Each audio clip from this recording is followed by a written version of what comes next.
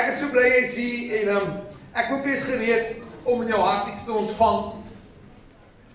Toe ons regtig die Here vertrou vir hierdie jaar en alles wat voor lê, was hierdie reeks vir vandag is iets wat in my gees lê wat ek graag met ons wil deel in die volgende 3 weke. So ek wil jou nooi om dit nie te mis nie, om hier te wees, kom maak bietjie notas, skryf bietjie neer. Ek sal bietjie naskoolse huiswerk gee vir die van julle wat bietjie wil verder gaan lees en bietjie iets wil gaan kyk om dit. Vandag gaan hierdie inleiding wees. Ons gaan volgende week in die week daarna gaan ons nog meer oor dit uitpak. Maar ek wil jou nooi om dit asseblief saam met ons mee te maak. En hoor net so mooi vir ons gesê het oor Kenniskonings die 19de. En ek wil regtig vir jou sê, na hierdie jaar se brande en vloede en 'n klomp goeders, dink ek is nodig as geloofsgemeenskap net om bietjie te kom lag en saam te kuier ook en net saam te wees. So as jy eers wil deelneem, dis okay. Jy kan ook nie net kom wees en jou tafel se kos opeet. Dis ook alraai.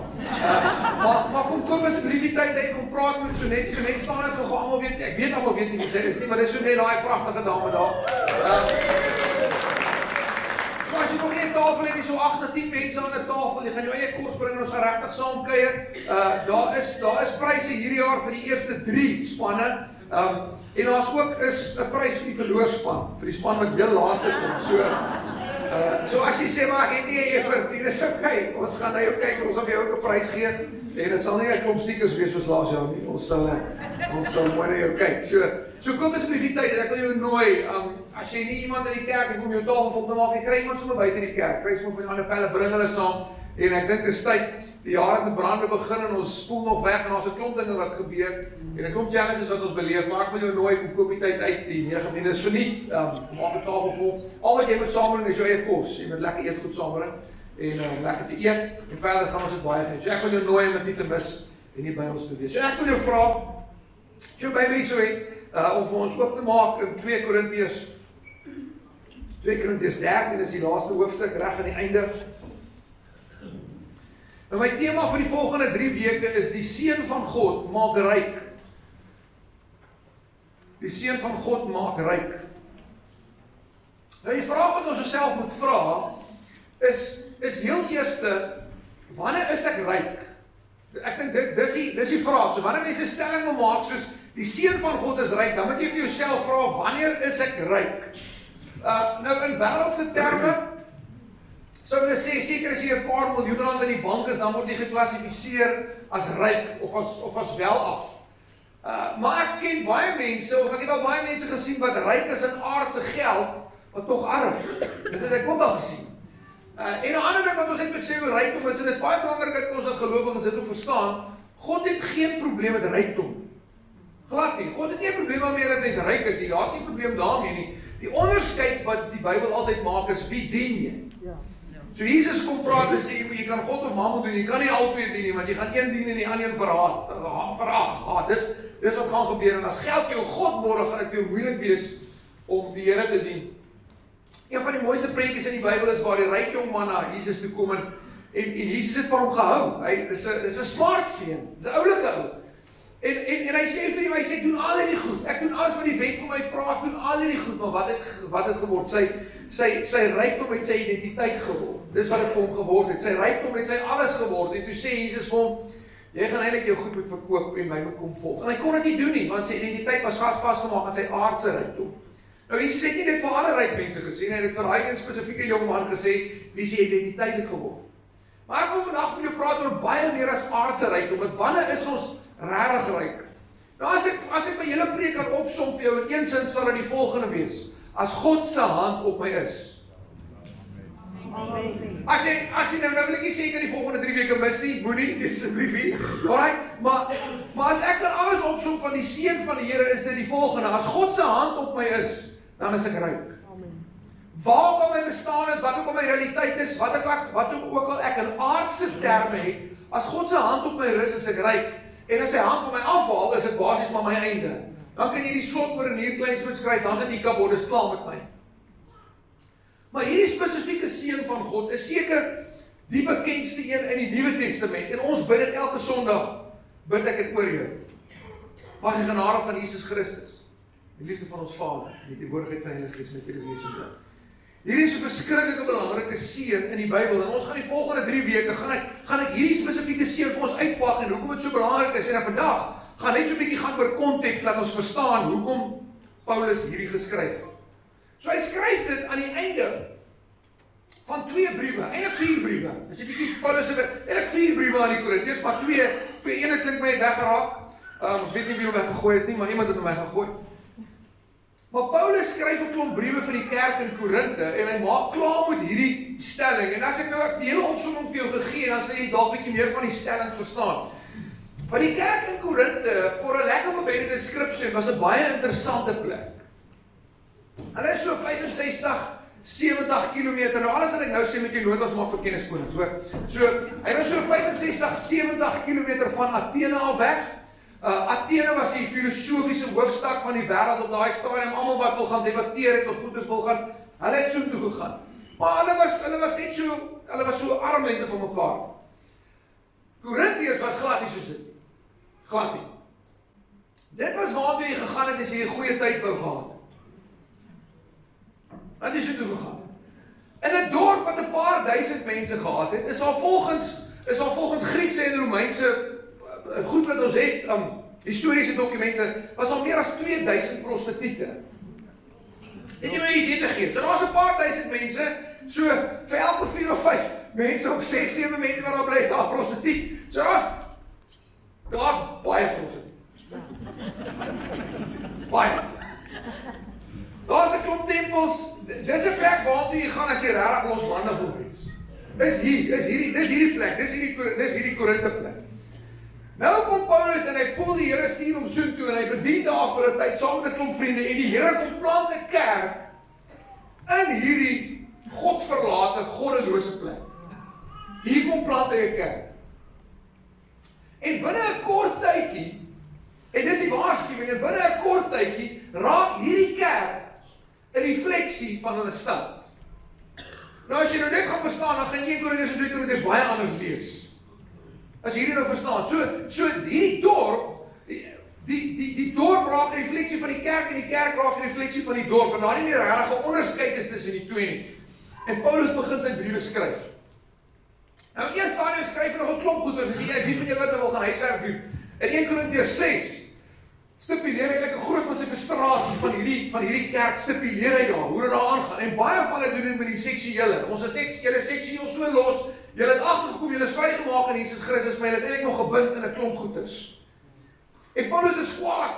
Hy's opgewerk oor wat hy hier sien, want hy besef jy het iets gesmaak, jy het iets gesien, jy het iets beleef in die Here, maar jy raak nou jy's nog steeds 'n refleksie van die wêreld. En hierdie konstante wisselwerking vir my as pastor, as jy my moet vra, wat dink ek is die groot spanning wat mense in die moderne kerk, en dit lyk vir my ook in die antieke kerk beleef het, is die volgende: hoe om die kerk, die volle openbaring van Christus, onthou ons het reeds gehad oor wees gemerk deur sy heerlikheid en geken aan sy liefde, hierdie wees, kan jy net onthou begin van die aand, hulle nie was. Hoe kry ons hierdie mense wat gemerk is deur die heerlikheid van hierdie kerk, die volle openbaring van God? Hoe kry ons hierdie kerk in die wêreld?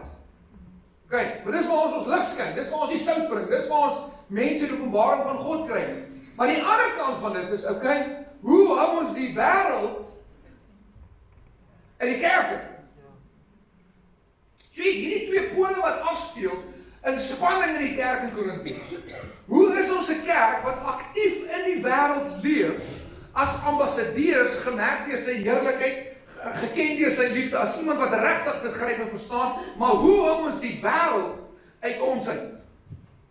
En Paulus kom agter as hy hierdie klomp mense so kyk en sê, joh, ek sien nie hierdie goed lekker nie. Van die goed wat hy skryf, byvoorbeeld, hy nou dink gou as dit selfs as dit vandag moet gebeur, gaan jy dink, hoorie, dis nie 'n bietjie onvanpas, hy is eintlik swaar uitlyn.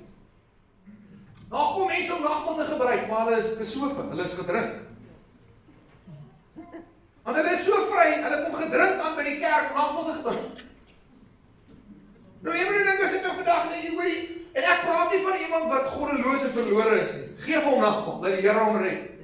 Maar ek praat van mense wat die Here dien. Hier kom hulle aan. En nou kan jy verstaan dat Paulus bietjie opgewerk is. Alright, nou, ek gaan dit maar net so beskryf. Daar's seuns wat verhoudings het met hulle ma's. Nou jy kan jouself, dis wat aangaan in die kerk. Dis rommel goed. Nou Paulus so, wow man, waarmee as julle besig? Hulle vat afgode En dan eet hulle dit somme, hulle dank nie daarvoor nie, hulle gaan aan asof niks gebeur het nie, want hier is 'n plek wat jy net aangegaan het. So jy sien hierdie spanning wat gebeur van, hoe is die kerk in die wêreld, maar hoe hou ek die wêreld uit my uit? En Paulus kom agter en hy sê, manne, dames, hierdie goed het nie gebeur nie. En weet wat spreek hy nogals aan, hy spreek feminisme ook nogals aan. Vrouens wat maak en wat hulle wil. Hy sê, nee, wow, het kan nie so werk nie. So Paulus kom en hy bietjie van 'n woede in hom, want hy hierdie kind aan wie hy amper geboorte gegee het, sien hoe dit uitspeel. Sien wat daar gebeur. En hy kom en hy sê vir hulle, nee, maar maar ons moet nou stop. Ons moet nou bietjie met mekaar gesels oor 'n paar goed.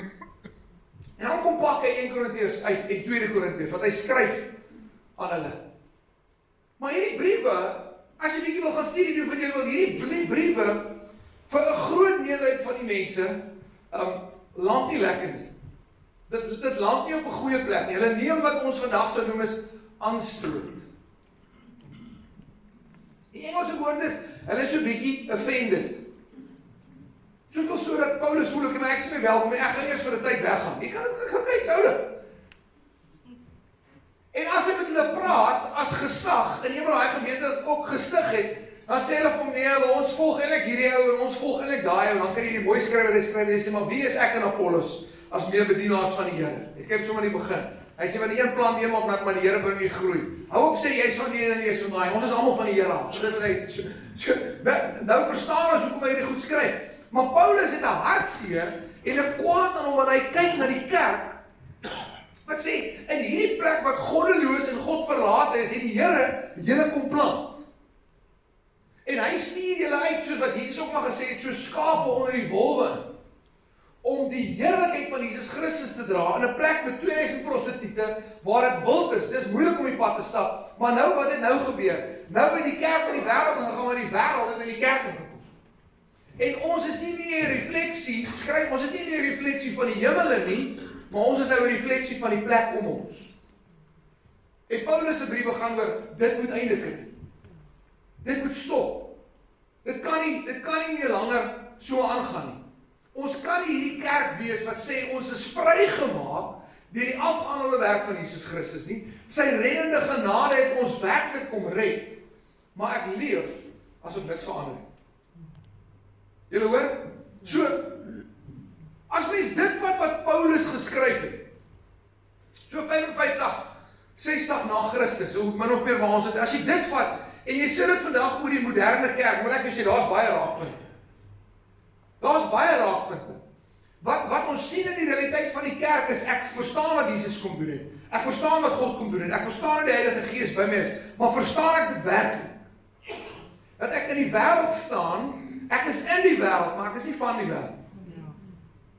Besef die kerk, oor die algemeen, toe en vandag, daar is 'n verskil. Ek staan in die wêreld, maar ek is nie van die wêreld. Vir die van julle wat die laaste 3 jaar my leer ken het, sal weet, my eerste burgerskap is in die hemel. Dis my eerste burgerskap. Voor ek enigiets anders is my identiteit in die hemel, dis om my burgerskap. So my lewe hier op aarde, en Paulus, en ek gaan dit nou vir jou lees, ons lewe hier op aarde as ambassadeurs. Dis wat ons nou is. As verteenwoordigers van 'n ander koninkryk. Voor ek enigiets anders is ek 'n burger van die hemele. Is jy met my? So, voor ek Afrikaans is, voor ek wit is, voor ek 'n man is, voor ek Suid-Afrikaner is, voor al die goeders, en die mens mag dit celebrate, en ons moet dit celebrate. Inteendeel, Johannes kyk in die hemel en hy sien, en ek het hulle sien staan om die troon van die Vader, uit elke stam, nasie, volk en taal. Daar's niks daarmee fout nie. Dis mooi, en ons mag, en ek is dankbaar vir ons almal se herkoms, waar dit ook al vandaan. Myne is Duits. Ja, kyk glo.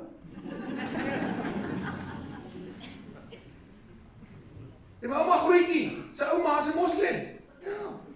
En tog die Here op vir ons in ons familielyn. Slaaf van Maleie gewees, waar ek weet nie waar hierdie twee mekaar ontdek het in die Kaap nie. Maar hulle was mekaar lief, hulle het 8 kinders gehad. En die TV, ons besef dit.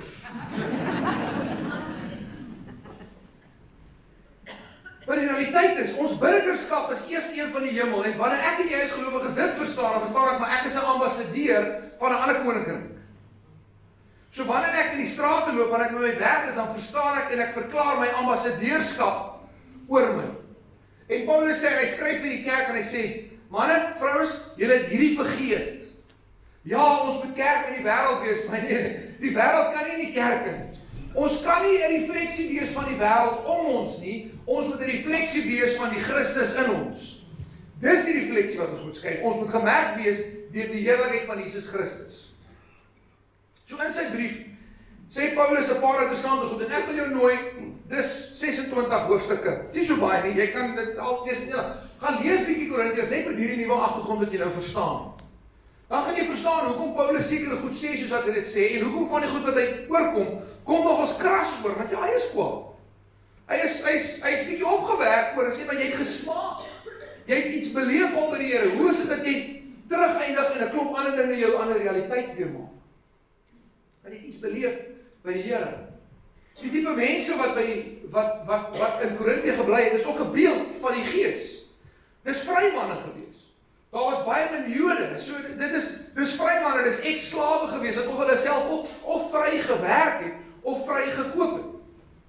So as jy nou iets verstaan van wat in die Gees gebeur, hier's 'n klomp vry mense wat hier bly, maar hulle is eintlik nog weer gebind in hulle ou tipe mense.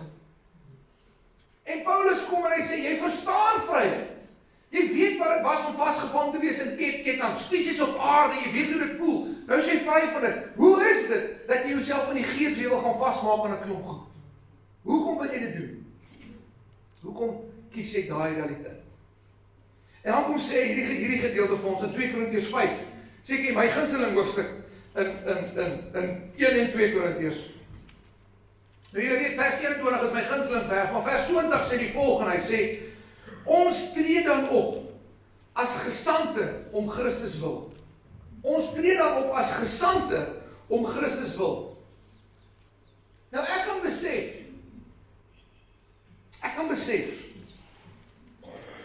as jy in 'n plek bly soos Maagheid, in die laat 90's, in die begin 2000's, vir die van julle wat tot daai jare onthou, as dit jou huis moet wees, dan ek verstaan dat jy sê, dis moeilik, om daar die Here te dien. Want al wat jy heel dag hoor is, en ergens begin hy rit by jou hartjie, en sê jy, maar kan dit nie help nie, ek wil gaan pad gaan aan, ek wil gaan sien wat dit is. Voor dit was dit heel braaf. Okay. Nou was baie ver terug. Okay. Ja, allemaal onder 40 weet nou glad nie waaroor ek nou praat nie, maar is okay. Ja. Toe was die hoopie nog 'n baar. Nou dit was die hoopie baar. Het jy dit geweet? Dis nie. Ja, dit was verskriklik. Vandag klink dit my as dit Mosselbaai, maak het nou gemigreer. Dis nou hier somewhere. Maar in hierdie wêreld, en is 'n beeld van ons moderne konteks waarin ons bly. In hierdie wêreld waar dinge baie maklik bekom is. Jy kan jouself baie vinnig in die moeilikheid kry, indink, inkoop, baie vinnig. En hier kom die Here, en die Korintiërs kerk is eintlik 'n beeld van die moderne weergawe van my en jou. En hy kom sit 'n kerk, hy kom sit gelowiges in daai plek neer. Dis hier gaan julle nou kerk wees. As vrygekooptes en vrygemaaktes, hier is julle wêreld, dis julle realiteit. En in dit kom hierdie Paulus en hy kom skryf hierdie gedeelte. Hy sê, jy is 'n gesant. Jy is gesant van Christus se wil. Asof God deur ons vermaan. Wat sê hy? Hy sê, jy is nie net die liefdesuitnodiging van God nie, jy is ook die waarskuwing aan die wêreld. Jy is ook die vermaaning van God. Ek is God se gesant, wat hier geplant is op aarde, ek en jy as gelowiges, en ons is nie net God se uitnodiging nie, ons is ook God se vermaaning, nie se straf nie, dit kom nie ons toe. Maar as iets wat die kerk in Korinthe na genooi word, jy sê, jy het gesmaak, jy het geproe, jy het gesien, en jy word genooi om heilig te leef. En die woord heilig is iets wat baie op ons sosiale media uitkom. Die van julle wat ons goed die laaste 3 maande volg. Heiligheid het niks te doen met perfeksie. Niks nie. As dit te doen gaan met perfeksie is daar geen hoop vir my en jou nie. Daai in vers 21 van Korintiërs 5, 2 Korintiërs 5, so kyk God na ons. Hy kyk na Jesus asof Jesus my lewe ten volle geleef het en hy kyk na my asof ek Jesus se lewe ten volle leef. Dis die uitnodiging. Dis wat die kruis kom doen. Dis hierdie groot stuk van genade. Dit gaan nie oor perfeksie nie. Heiligheid. Heiligheid in sy woord beteken anders. Dis wat dit beteken. Heiligheid in sy essence beteken verwyder.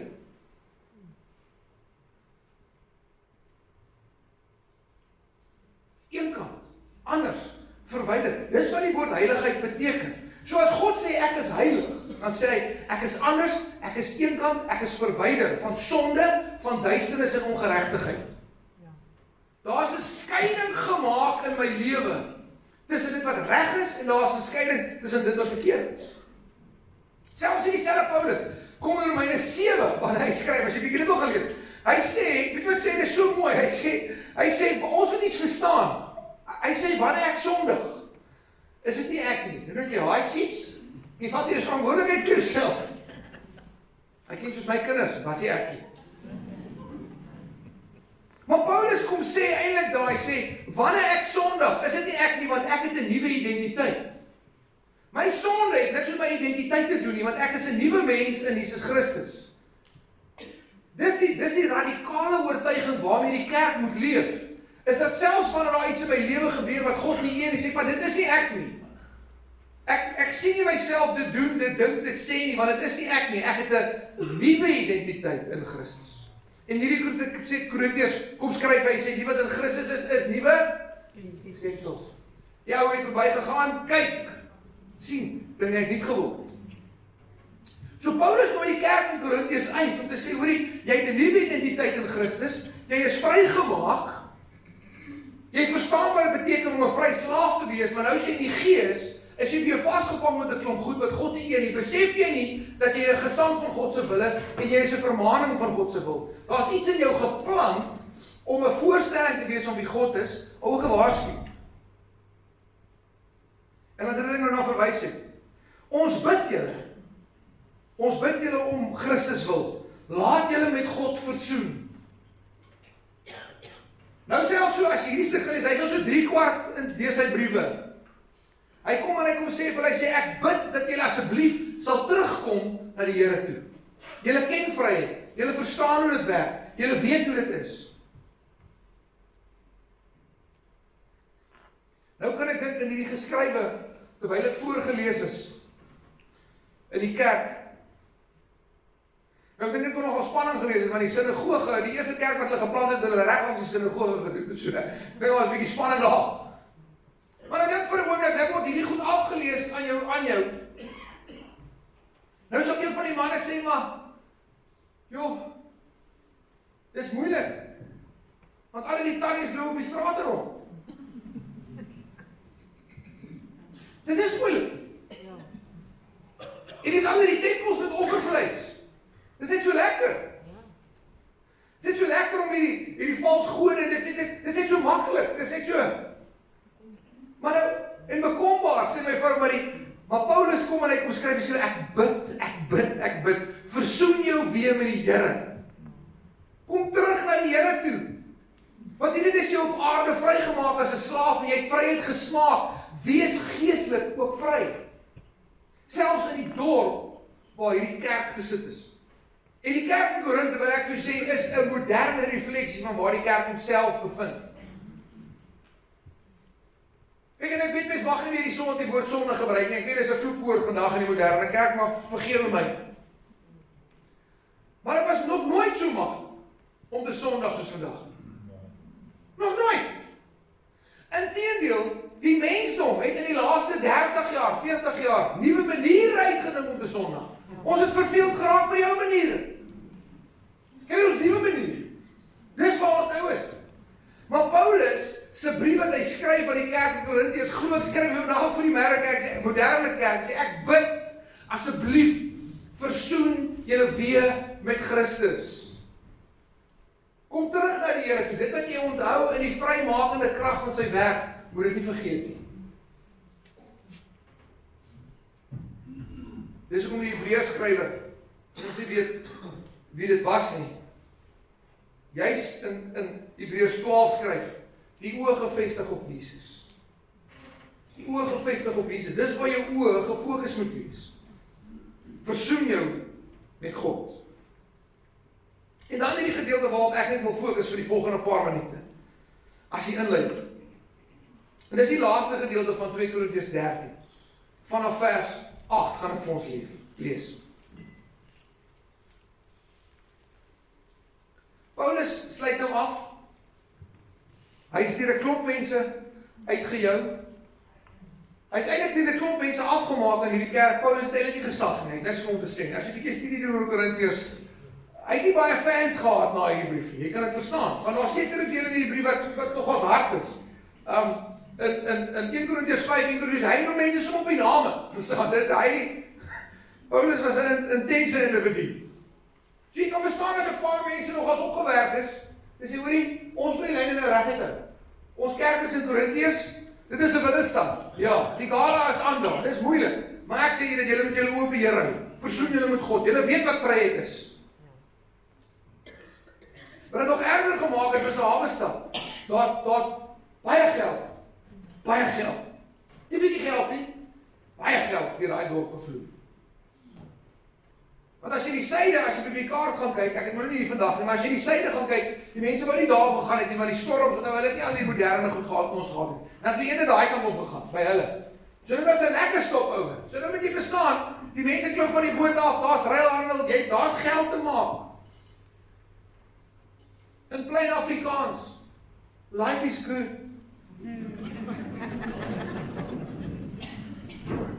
Dis hoe hulle dit dispatch sê.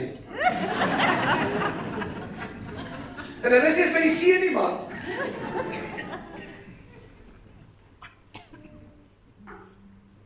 Maar Paulus wil vir hulle iets laat verstaan, van wanneer is ek ryk? Wanneer gaan dit eintlik goed met my? Verstaan ek die volheid van wat dit beteken? So hy kom en hy kyk so 'n bietjie terug oor wat hy geskryf het. So ons gaan vanaf vers 8 net op, hy sê, want ons kan niks doen teen die waarheid nie, maar wel vir die waarheid. Dat is 'n mooi vers. Jy kan niks doen teen die waarheid nie, maar wel vir die waarheid. Dit het al met my gebeur op menigte okasies, en ek gaan nou iets gebruik wat baie naby in die huis is, vir baie mense, vir mans ook. Ek weet ek lyk soos 'n natuurlike atleet. Ek is hier. Maar ek het al tye in my lewe gehad, wat ek op die skaal geklim het. En dat ek gedink, gaan dit help as ek 1 voet optel? Kom jy weet waarvan ek praat, as ek my voet 'n bietjie uitbuig, gaan dit die pressurplaat so bietjie verander, gaan dit die lesing verander. Staan die skaal reg? My skat werk in die skaal. Weet ons nog een, ek wil net 'n tweede opinie kry, asseblief. En dan staan ek op die skaal, manne en dames, en dan ek hou nie van wat ek sien nie. Dis wat hy skryf. Hy sê, ons kan niks teen die waarheid doen nie. Hoekom nie? Want dit is waar. As die skaal by my met 'n 1 begin, as ek, ag heerlik, kyk, asseblief. En daar's 3 nommers in dit.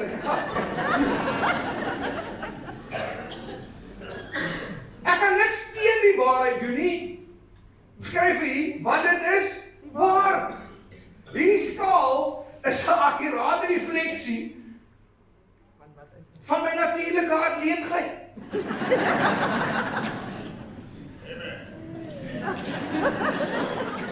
En moet sien hoe vinnig, ek is so, ek gly so in die gange van die Switserland. Verstaan, ek is ijskoud, so ek kan dit vinnig doen. En ek rek met my arm, so ek kry oefening. Verstaan, ek is besig hierdie kant toe, ek kan chips hierdie kant afval en ek chop. Verstaan, ek kan werk. Maar Paulus kom, en as jy nou met hierdie nuwe oog, 1 Korintiërs 2 Korintiërs gaan lees, en jy sien wat hy uitpak, hy pak uit, en hy sê vir hy, man, ek het nou 'n klomp goed gesê, party van julle hou nie van my nie, party van julle wil nie met my praat nie, party van julle luister, party van julle is tot orde geroep, maar laat ek net gou dit vir julle opsoek, ons kan niks teen die waarheid doen nie, want die waarheid is waar. Daaraan kan jy nou niks doen nie. Die waarheid is die waarheid. Wat hy van hulle geskryf het, julle het op 'n goeie plek begin, nou is julle weer vas. Julle het die heerlikheid van Christus beleef, nou is julle die refleksie van die wêreld. Hy pak hulle vir hulle uit en hy noem dit, Paul in 1 Korintiërs 6. Hy noem dit, luister so. Dis wat julle doen, dis wie dit doen, dis hoe dit gebeur. Hy pak dit vir alles uit. En nou wat sê hy? Sê ons kan niks teen die waarheid nie. Maar wel vir die waarheid. Ek kan wel dit wat die waarheid is en vat en dit laat reflekteer op my hand. En kyk wat sê dit. Hierdie waarheid wat ek nou gesien het oor myself, wat beteken dit vir my? En wat gaan ek doen vir die waarheid? Wat gaan ek vir dit doen? En Paulus se waarheid is, hoor jy so, ek sit my hart op die tafel. Ek praat met julle want ek het julle lief. Ek skryf vir julle neer. Ek huil. My hart is gebroken. Hy sit sy hart op die tafel. Hy is baie emosioneel oor hierdie briewe. Hy sê ek doen dit. Hy sê ek wil iets doen vir die waarheid. Iets moet loskom in julle. Iets moet beweeg by jou. Ek lees gisterand 'n interessante ding toe ek deur my notas skrap en 'n bietjie 'n paar goed kyk. Toe sê ek, en dan pop 'n ding wat ek op my algoritmes en my goed is al baie dinge oor huwelike oor die laaste 3 jaar se goed. En jy nou skryf en hy sê om reg te wees het nog nie een huwelik gered. Maar om nederig te wees baie. Nou, dis 'n mooi ding om te vat. Dis net so ek kan iets vir die waarheid. Dis mooi maar ek en my vrou of ek en my kinders of ek en my vriende, daar's 'n klomp dinge om reg te wees wat my nie. Dit gaan niks daai help nie, maar om nederig te wees help baie. En Paulus kom en hy wil sê ek iets moet verstaan, nadat jy alles opgeweeg het. Oor waar jy is. Ek het nou 'n goeie check-up vir jou gedoen. Kan ek gou 'n storie vertel? Ek moet tyd vir 'n 3 minute grapie. So, die dokter sal dit waardeer. Nou die van julle wat by Kenniskonings was of by 3 jaar terug se kabaret sal hom gehoor het. So oom Kobus gaan vir sy check-up. Hy's 78. Dokter moet alles check. So nou is dit alles. Hy check die olie, hy check alles. Hy's alright. Hy trek bloed, sy scan hom, sy check alles, hy's okay. Die dokter vra hom daai tyd so oom Kobus, jy het my vra. Hy sê ek het nie vra myself nie, ek vra oor die tand. Hy sê wat fout met die tand? Hy sê ek sê dis om doof te word. Hy sê dis moontlik op daai word iemand doof, affekteer ons om. Hy sê wat moet ek doen? Hy sê kom ek gaan vir jou sê. Maklikste wat jy moet doen is staan ver vanaf en praat jy in 'n gewone stem. En dan loop jy al hoe nader tot sy reageer, dan weet ons hoe erg is, weet ons hoe doof is die tannie reg. Hy sê dokter se kry. Stop by die huis, hy bestuur nog self anyway. Stop er nou met die tannie se hakie, moet al virkie in die tuin besig. Moet al rug na hom toe. Sy groenvingertjie, sy werk. En hy klim en hy maak die deur saggies toe. Hy staan so steeds met sy rug so teen die kar. Hy sê liefie, wat so aandete? En hy gee so 2 keer nader. Hy sê liefie, wat vir aandete? Hy maak seker om sy stem te normaal te. So gaan hy aan. Hy staan naderhand reg agter hom. Die sê nog virkie besig. En hy sê vir haar liefie, wat vir aandete? Maar kyk, sy vlieg na om. En sy druk uit tuin vir die onder sy. En sy sê vir my liefie, vir die 16de keer, ons eet spaghetti.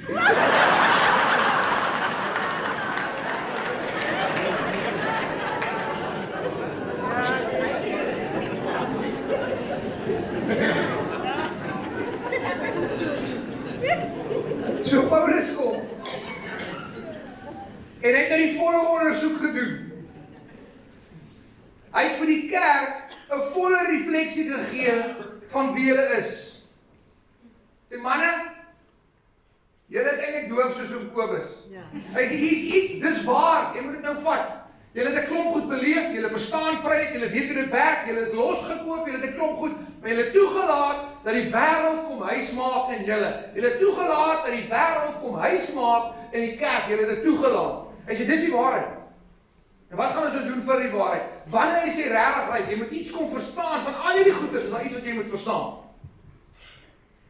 Want ons is bly as ons swak is en julle sterk, dit skryf. Hy sê ons is bly daaraan want ons wil hê daar moet 'n krag in julle wees. En hierom bid ons ook naamlik om julle volmaak, dat die Here julle volmaaksam. Daarom skryf ek dit in my afwesigheid om nie as ek teenwoordigheid strengheid te gebruik nie, volgens die gesag wat die Here my gegee het, om op te bou en om nie om af te breek. So wat sê Paulus vir? Hy sê, al die goed sê ek vir jou, jy moet nie voel ek trap op jou. Jy moet nie voel ek raas met jou. Jy moet nie voel ek probeer jou verneder nie. Ek wil jy moet verstaan, dis die realiteit van wat met jou aangaan. Die van julle, hier is 'n paar dokters hier, ek weet. As 'n dokter 'n rooi lig sien by iemand, is dit die dokter se plig volgens die wet van Pythagoras. So wat sê hy dan met jy sê? Hippokrates. Okay. Ek het dit gesien. Dis wat hy eerste doen geen skade nie. Dit moet hy begin ons so.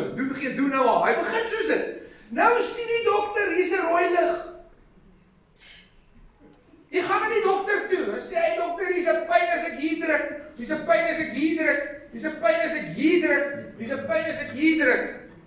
En dan druk die dokter oral en as daar geen pyn nie, sê die dokter wat nou? Dan sê die dokter vir jou vinger is gebreek.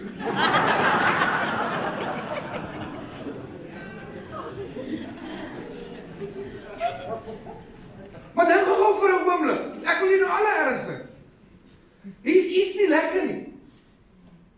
Nou gaan jy dokter toe en sê dokter, hier is iets nie lekker hier nie. Nou doen die dokter alles wat hy of sy moet. Hulle voel, hulle scan, hulle trek bloed, jy gaan vir 'n tweede pil, hy sê moet nie my. Nou sien die dokter, nie jy nie, want ek het ook agtergekom in ekstrale, dis my ekstrale, ek betaal vir dit, maar ek mag dit nie sien nie. Ja. Dis die weirste ding, dis my goed. Dis my lewe. Nee, jy moet wag, die terug is by die dokter. Maar nou dink gegaan nou nie. Hier is iets nie lekker nie. Nou kom jy by die dokter weet iets is nie lekker nie. Hulle kan jou sê, jy is al geel. Hoor gou wat ek nou vir sê, maar dis wat Paulus sê, ek moet dit verstaan waar dit vandaan kom. Die dokter sien nie ekstra en sê, heerlikheid, hier is 'n probleem. Nou kom sit jy by die dokter en so, dokter, en die dokter se antwoord sê, nee wat, gaan huis toe. Jy drink en wees vrolik.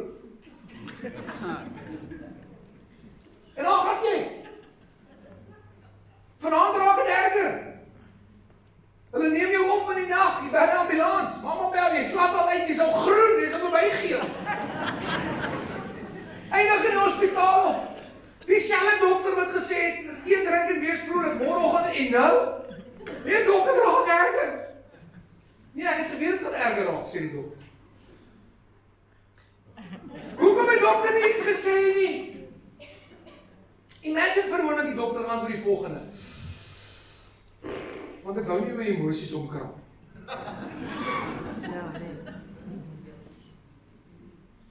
Jy gaan die keer net daar aan 'n dokter kry. Is julle met my?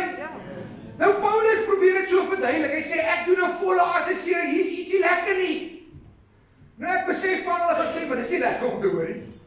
Party van hulle moet in die spieël gaan kyk. Party van hulle noem my en sê vir die een ou, dis eintlik verskriklik. Hy sê daai ou, moenie eens my saam met hom eet nie. Hy wil nie die Here dien nie. Swaar goed. Moeilike goed. Sê julle moet verstaan waarmee ek besig is. Ek probeer nie op julle trap nie. Ek wil julle moet opbou, ek wil julle help. Dis wat Paulus wil doen. En dan sê hy in vers 11, verder broers, wees bly, word volmaak, laat julle vermaan. Hoor die woord van die Here en reageer op die woord van die Here. Hoor die openbaring van die Heilige Gees en luister na hom. Laat julle vermaan. Wees eensgesind en hou die vrede. En die God van liefde en vrede sal met julle wees. Groet mekaar met 'n heilige kus. Al die heiliges groet julle. Dan gaan ons nou kyk na die laaste vers. Paulus is so lief vir hierdie kerk. Hy is so lief vir hierdie mense. En dit is 'n paradoks. Dis 'n spanning waarmee ons vandag sukkel.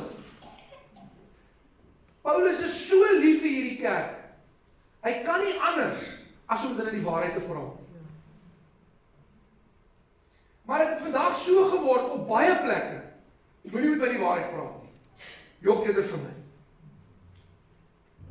Net so dat ek nie in die spieël hoef te kyk nie. Net so dat ek nie vermaan hoef te word nie. Net solank ek nie tot orde geroep te word nie. Net solank iemand nie vir my hoef te sê ek het in die vlees begin en ag in die gees begin nou as ek in die vlees nie. Net solank dit nie hoef te gebeur nie.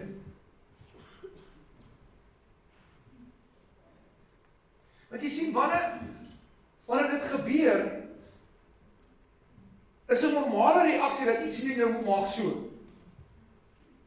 Nou as jy nie weet wat dit is nie, dis jou ego. Rarig.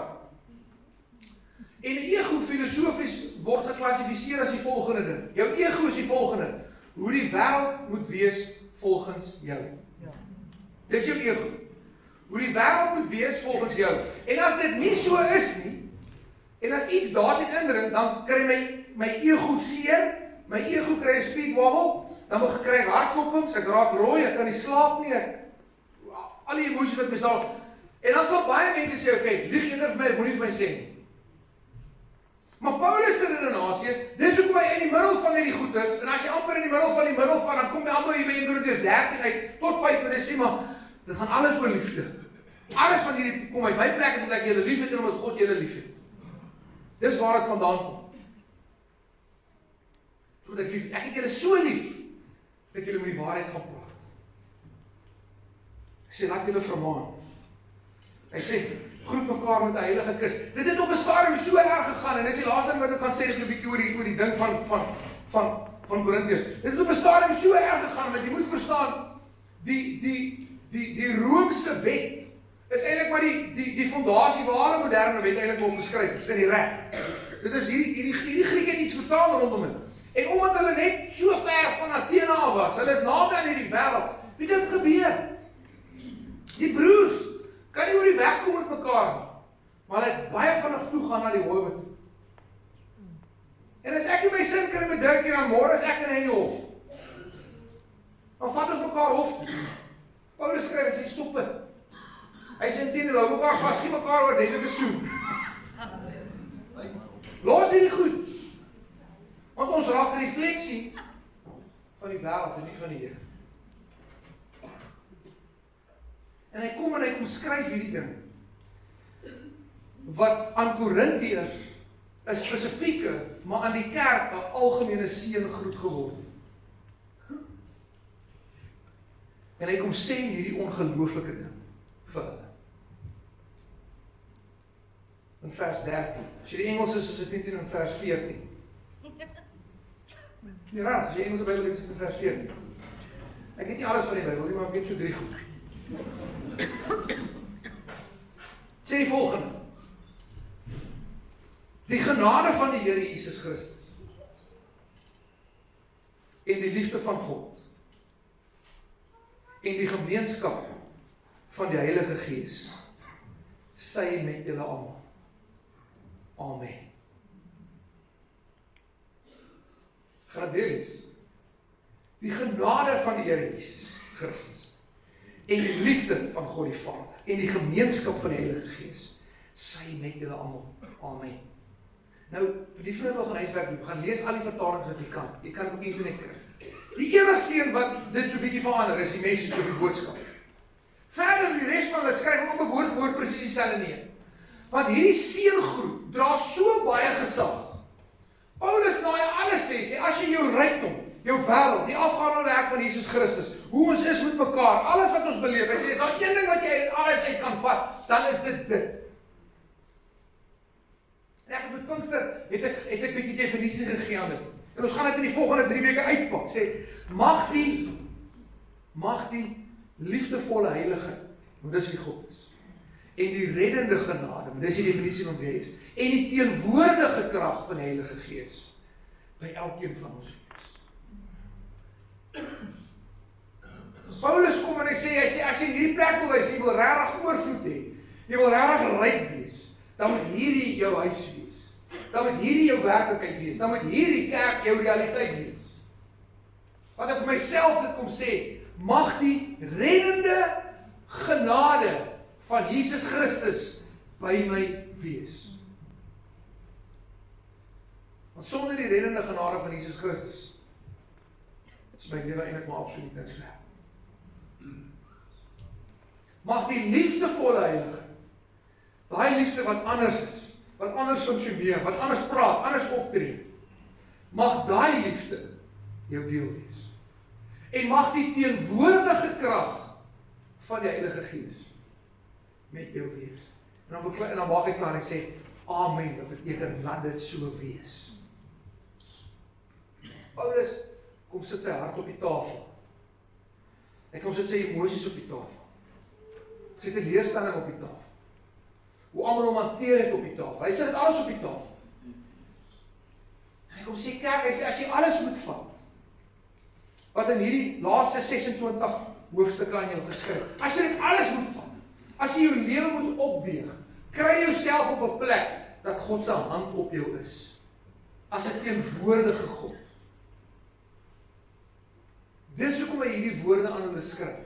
Dis hoekom hierdie woorde, hoekom ek het oor julle bid, op 'n Sondag, as ons hier by die deur uitgaan, en party van ons duikrol af hier na Kospot toe. Party van ons hoor by die pad Equinox toe vir die burger special. Party van ons gaan huis toe, jy trek die gordyne toe, jy duik onder die lakens in, en jy slaap tot 5 uur. Wat ook al jou realiteit is. Hy sê, ek gaan uit met 'n mandaat om die kerk in die wêreld te wees. Maar saam met dit kan die wêreld nie in die kerk in. Want die seën van die Here wat op my rus, is dat die liefde van God, die genade van Jesus Christus en die teenwoordigheid, die vrede van die Heilige Gees, is my huis. Dis waar ek bly, dis waar ek funksioneer, en dis hoe ek leef. Dis hoekom Paulus, na hy al hierdie goed geskryf het, op hierdie manier klaar. Mag hierdie jou deel wees. En kerk, ek wil jou nooit volg. En ons gaan in 'n paar minute gaan ons oorgaan na nagmaal toe. Ek wil jou nooi volg. Dat hierdie werklik jou deel sal wees. En ons gaan in die volgende 2 weke gaan ons regtig hierdie in diepte. Wanneer is ek werklik ryk? Wanneer is ek regtig die geseënde van die Here? Want die seën van God maak ryk. Selfs in 'n plek waar dit baie keer in die wêreld waar ons weet moeilik is om die Here te dien. Ek dink die mens word genooi om skaaphonde te wees. As ek dit so kan verduidelik. Hulle is gefokus op daai skaap. Maar baie keer is ons labradors wat nog nie kos gekry het. Jy kan met ons niks uitrig. Paulus kom nooi die kerk in hierdie realiteit om te sê, hierdie moet jou huis wees. Hierdie moet jou plek wees. Dit gaan alles oor die genade van Jesus Christus. Die liefde van die Vader en die gemeenskap van die Heilige Gees. Dis waar dit gaan. En as jy daar geanker is, dan kan jy maar in Korintiërs bly. Jy kan maar daar bly. Jy kan in Maagheid bly. Jy kan in Mosselbaai bly. Jy kan in Nieuwbraai bly. Ja, jy kan selfs in Dispatch bly. Jy kan daar ook bly. Want ek is geanker in hierdie realiteit. Ek hard op die weg van die waarheid nie, ek sien dit van vir wat dit is. Maar hierdie is my huis. Die genade van Jesus Christus, die liefde van ons Vader en die teenwoordigheid van die Heilige Gees is by my, is by jou. Uit daai posisie uit funksioneer ek elke dag. En wanneer ek daar is, kan ek nee sê wat ek voor nee moet sê. As ek daar is, kan ek ja sê wat ek voor ja moet sê. As ek daar is, kan ek doen wat ek moet doen. As ek daar is, kan ek doen wat ek nie moet doen nie. Of nie doen wat ek nie moet doen nie. Ek dink wat ek nie moet, want ek daar is. En die uitnodiging van Paulus is, nou hy alles geskryf het, kerk, maak dit jou huis. En ek wil jou nooi, dat dit jou deel is. Ons gaan nou saam met daaroor. Maar ek wil vra die span, ons gaan help in die nagmaal. So net in die span, dat julle hier by ons, sal kom staan hier voor.